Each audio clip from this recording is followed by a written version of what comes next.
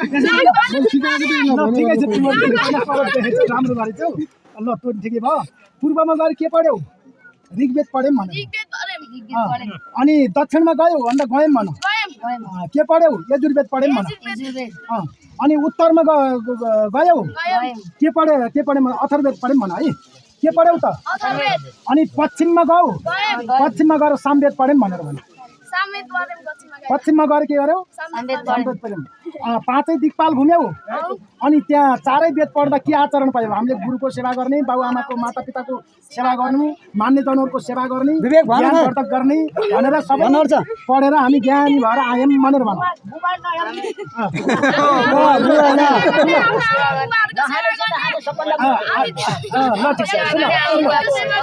अब अर्को कुरा सुन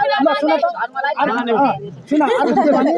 गुरुले दिएको मन्त्र हामी नियमित रूपमा ग्रहण गर्नेछौँ पढ्नेछौँ भन